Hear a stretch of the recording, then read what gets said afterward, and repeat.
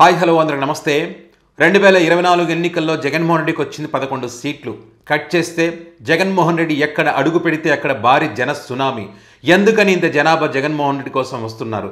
హైదరాబాద్లో సిబిఐ కోర్టుకు వెళ్ళినటువంటి క్రమంలో కూడా ఊహించినటువంటి ఆ జన సునామీని చూసిన తర్వాత ఒక వర్గం మీడియా కడుపు మంటతో పెట్టిన డిబేట్లు కానివ్వండి, అదేవిధంగా కేవలం పెళ్లికి రాప్తాడులో పెళ్లికి వెళితే ఇసుకేస్తే రాలనంత జనం, మరి ఇంతటి భారీ జనం జగన్మోహన్ రెడ్డి ఎక్కడికి వెళితే అక్కడికి వస్తున్నటువంటి క్రమంలో ఇంతటి అభిమానం ఉన్నటువంటి జగన్మోహన్ రెడ్డి 2024 ఎన్నికల్లో 151 నుంచి 11 సీట్లకు ఎలా పడిపోయాడు? జగన్మోహన్ రెడ్డిని నిజంగానే ప్రజలు ఓడించారా, లేకపోతే కూటమి కుట్రతో ఓడించిందా? సో ఇదే ఇప్పుడు నేషనల్ లెవెల్ హాట్ టాపిక్ గా మారింది.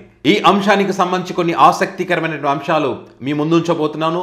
వీడియో ఎండింగ్ వరకు చూడండి, మీ అభిప్రాయాన్ని కామెంట్ రూపంలో పెట్టండి. టాపిక్లోకి వెళ్తే ముందుగా వైఎస్ఆర్ కాంగ్రెస్ పార్టీ కానీ జగన్ గారిని అభిమానించేటువంటి అభిమానులు కానీ రుణపడి ఉండాల్సింది ఎవరికయ్యా అంటే ఎల్లో మీడియాకి. ఖచ్చితంగా వాటికి రుణపడి ఉండాల్సినటువంటి అవసరం ఉంది. ఎందుకంటే ఈ నేషనల్ లెవెల్లో హాట్ టాపిక్గా మారడానికి కారణం వాళ్ళే. ఏదైతే జగన్మోహన్ రెడ్డి సిబిఐ కోర్టుకు వెళ్ళినటువంటి క్రమంలో తెలంగాణ రాష్ట్రంలో అంత భారీ జనం వస్తున్నటువంటి అంశానికి సంబంధించి వారు డ్యామేజ్ చేయబోయి వాళ్ళే డ్యామేజ్ అయినటువంటి క్రమంలో దాని గురించి పెద్ద ఎత్తున చర్చ జరిగింది. ఏంటి తెలంగాణ రాష్ట్రంలో జగన్మోహన్ రెడ్డికి ఇంత క్రేజ్ ఉందా, జగన్ గారిని చూడడానికి ఇంత జనాభా వచ్చారా అనేటువంటి అంశానికి సంబంధించి నాన్ స్టాప్గా 4-5 రోజులు దానిపైన డిబేట్లు పెడుతున్న క్రమంలో నేషనల్ మీడియా కూడా ఆసక్తిగా చూసింది, దానిపైన చర్చ మొదలుపెట్టింది. దానికి గల కారణాలు ఏంటని వాళ్ళు కూడా డిబేట్లో చెప్పేటువంటి ప్రయత్నం చేశారు. తద్వారా జగన్మోహన్ రెడ్డికి భారీ జన సునామీ ఎందుకు వస్తున్నారనేటువంటి అంశాలు కూడా బయటికి రావడం జరిగింది. అంటే జగన్మోహన్ రెడ్డి గారి సభలకు భారీ జనం వస్తున్నారని సాక్షిలో కానీ వాళ్ళ పత్రికలను వేసుకుంటే అది సొంత డబ్బు అవుతుంది. అదే జగన్ గారిని వ్యతిరేకించేటువంటి ఛానల్లో దీని గురించి చర్చ జరిగినప్పుడు ఆటోమేటిక్గా నేషనల్ లెవెల్లో కూడా చర్చ జరుగుతుంది. సో ఇప్పుడు అదే జరిగింది ఇక్కడ. అదేవిధంగా ఆంధ్రప్రదేశ్లోని రాయలసీమ ప్రాంతమైనటువంటి రాప్తాడులో కూడా ఊహించినటువంటి జనాలు ఒక్కసారి చూడండి. ఇది రాప్తాడికి చెందినటువంటిదే. ఒక వివాహ వేడుకకు హాజరైనటువంటి క్రమంలో ఇంత భారీ జనం, అంటే ఏదైనా ఒక మీటింగ్ పెడితే ఖచ్చితంగా పబ్లిక్ని గ్యాదర్ చేస్తారు. కానీ ఇక్కడ జగన్ గారు వస్తున్నారనే వార్త తెలియగానే చుట్టుపక్కల వారంతా కూడా జగన్ గారిని చూడడానికి వచ్చినటువంటి క్రౌడ్. ఇది కూడా నేషనల్ లెవెల్లో హాట్ టాపిక్ గా మారడానికి ఒక కారణం అయింది. సో ఇంత జనాభా రావడానికి జగన్ గారి మీద ఆదరణ తగ్గకపోవడానికి రీజన్స్ ఏమిటని ఒకసారి చూస్తే ఇక్కడ ప్రధానమైనటువంటి అంశాలు మీకు చెప్పే ప్రయత్నం చేస్తా. జగన్ గారి మేనిఫెస్టోలో వెల్ఫేర్ స్కీమ్ సంబంధించి లార్జ్గా ఇంప్లిమెంట్ చేయడం, ఎక్కడ కూడా ఎవరికి కూడా మోసం చేయకుండా చెప్పినట్టుగా ఇంప్లిమెంట్ చేసినటువంటి క్రమంలో మెజారిటీ పబ్లిక్లో ఒక డీప్ రూట్స్ వేసిందనేటువంటి ఒక చర్చ బలంగా వినిపిస్తుంది. ఇక్కడ కూటమి గెలిపించుకున్న తర్వాత జగన్మోహన్ రెడ్డి దూరం చేసుకున్న తర్వాత ఆ గతంలో చేసినటువంటి మేలుకు సంబంధించి ఇంకా ఎక్కువగా జగన్ గారి యొక్క విలువను వీళ్ళు గుర్తు తెచ్చుకుంటున్నారు. అంటే నిజాయితీగా మన అకౌంట్లలో డబ్బులు వేయడం కానీ, ఒక వాలంటీర్ వ్యవస్థను తీసుకొని వచ్చి మనకు అన్నీ కూడా ఇంటి ముందుకి అందించినటువంటి క్రమంలో మరి అలాంటి వ్యక్తిని దూరం చేసుకున్నామే అనేటువంటి ఒక అభిప్రాయం ప్రజల్లో కలుగుతున్నటువంటి క్రమంలో మరి జగన్ గారు ఎక్కడికి వస్తే అక్కడ వీళ్ళు కూడా ప్రజలు కూడా వాలంటరీగా చూడడానికి అక్కడికి వస్తున్నటువంటి పరిస్థితి ఉన్నది. దానికి తోడు జగన్ గారు మాస్ లీడర్, ఎవరు ఒప్పుకున్నా ఒప్పుకోకపోయినా ఫ్యాన్ బేస్ అనేది చాలా స్ట్రాంగ్గా ఉంటుంది. అదేవిధంగా ఈ బెనిఫిట్ పొందినటువంటి వాళ్ళు కూడా జగన్ మనోడే అనేటువంటి అభిప్రాయం ఉంది. కూటమి గతంలో ఎన్నికలకు ముందు ఏదైతే అబద్ధాలు చెప్పిందో జగన్మోహన్ రెడ్డి గురించి వీళ్ళు ఎవరైతే నమ్మారో నిజమే అయిండొచ్చు, ఒక క్వశ్చన్ మార్క్ ఉంది. అది నమ్మి వీళ్ళు కూడా జగన్ గారు చేసింది మేము చేస్తామన్నప్పుడు ఖచ్చితంగా ఇంకా ఎక్కువ బెనిఫిట్స్ వస్తాయి కదని చెప్పి నమ్మి ఓట్లు వేసిన తర్వాత అధికారంలోకి వచ్చిన తర్వాత అసలు రూపం వాళ్ళది బయటపడ్డ తర్వాత జగన్మోహన్ రెడ్డి కూడా తప్పులు చేసి ఉండవచ్చు, కానీ మన కుటుంబానికి మేలు చేశాడు, వీళ్ళకన్నా జగన్మోహన్ రెడ్డి మేలు అనేటువంటి ఎమోషనల్ బాండింగ్తో జగన్మోహన్ రెడ్డి గారిని చూడడానికి వెళితే క్రౌడ్ ఉంటుందని చెప్పి భయపడకుండా ఆ క్రౌడ్లో నేను ఉండాలి అనే ఒక ట్రెండ్ నడుస్తూ ఉంది ఇప్పుడు.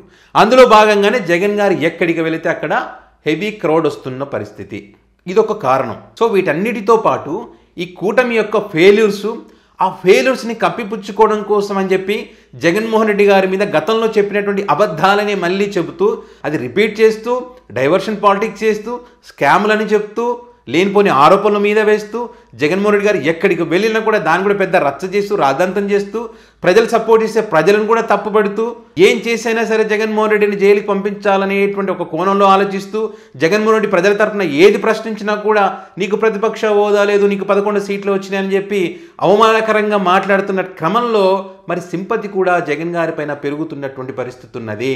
ప్రజలు గ్రౌండ్ లెవెల్లో చాలా గట్టిగా ఆలోచిస్తూ ఉన్నారు. ప్రతిదీ కూడా ప్రజలకు తెలుసు.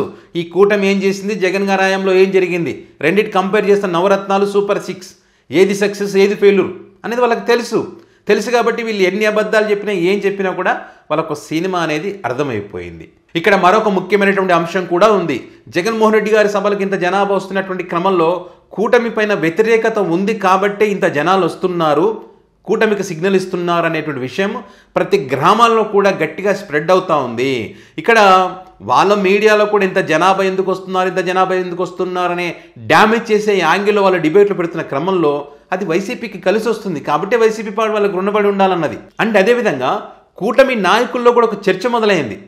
నియోజకవర్గ స్థాయిలో, గ్రామ స్థాయిలో జగన్ గారు ఎక్కడికైనా వచ్చినప్పుడు మా నియోజకవర్గం నుంచి వెళ్తున్నారా, మా గ్రామం నుంచి వెళ్తున్నారా, మా మండలం నుంచి వెళ్తున్నారా, ఒకవేళ వెళితే తరలిస్తున్నారా, స్వచ్ఛందంగా వెళ్తున్నారా, ప్రజలు వెళ్తున్నారా, పార్టీ లీడర్లు వెళ్తున్నారా, ఎవరు ఏ వర్గం ఎట్లా వెళ్తున్నారు అనే దానికి సంబంధించి వాళ్ళు కూడా ఆరా తీస్తూ ఉన్నారు, తెలుసుకున్న తర్వాత వాళ్ళకు ఒక క్లారిటీ వస్తూ ఉంది.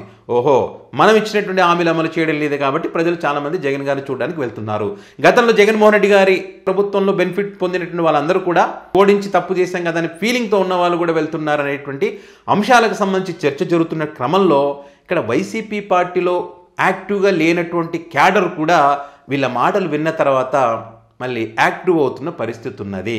ఇక్కడ పబ్లిక్ మద్దతు పెరుగుతూ ఉంది, క్యాడర్ ఏదన్నా కూడా మరి యాక్టివ్ లేకుంటే వాళ్ళు కూడా యాక్టివ్ అవుతున్నారంటే గ్రామాల్లో కూడా పార్టీ బలం పెరగడానికి ఈ జగన్మోహన్ రెడ్డి గారికి వస్తున్నటువంటి క్రౌడ్ ఒక పెద్ద కారణంగా మారుతూ ఉంది.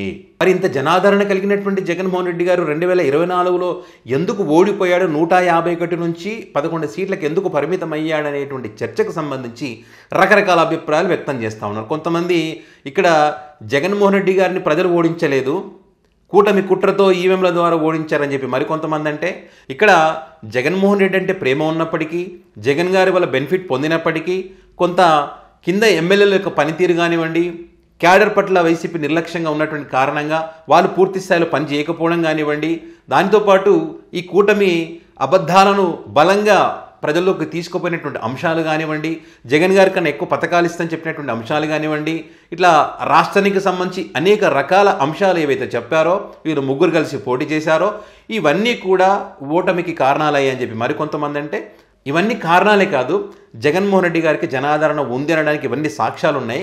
ఇక్కడ ఒక కార్పొరేట్ మాఫియా అనేటువంటిది మరి గట్టిగా పనిచేసింది. జగన్మోహన్ రెడ్డి మళ్ళీ అధికారంలోకి వస్తే పేదల పక్షాన అన్ని నిర్ణయాలు ఉంటాయి. సో ఆ టైంలో కార్పొరేట్ వ్యవస్థలన్నీ నాశనం అయిపోతాయనే ఉద్దేశంతోనే వాళ్ళు ఒక కుట్ర ప్రకారం జగన్ గారిని ఓడించారనేటువంటి అభిప్రాయాలు కూడా వస్తున్నటువంటి పరిస్థితి. సో ఇది జగన్ గారు ఎప్పుడైతే తెలంగాణ రాష్ట్రంలో సిబిఐ కోర్టుకు వెళ్ళాడో, ఒక వర్గం మీడియాలో చర్చ జరిగిందో, అప్పటి నుంచి మరి రాప్తాడు పెళ్లికి వెళ్ళడం కానివ్వండి, ఇప్పుడు పులివేందులకు వెళ్ళినటువంటి అంశానికి సంబంధించి కానివ్వండి, ఈ వస్తున్నటువంటి క్రౌడ్కి సంబంధించి దేనికోసం ఇంత క్రౌడ్ వస్తున్నారని దానికి సంబంధించి జరుగుతున్నటువంటి హాట్ టాపిక్. మరి దీనిపైన మీ అభిప్రాయం ఏంటి? ఇంత క్రౌడ్ రావడానికి కూటమి పైన వ్యతిరేకత కారణమా, లేకపోతే జగన్ గారి మీద ఉన్న ప్రేమ కారణమా? మరి జగన్ గారి మీద ప్రేమ ఉంటే 2024 ఎన్నికల్లో 11 సీట్లు రావడానికి కారణం ఏంటి అనే దానికి సంబంధించి మీ అభిప్రాయాన్ని కామెంట్ రూపంలో పెట్టగలరు. Thank you.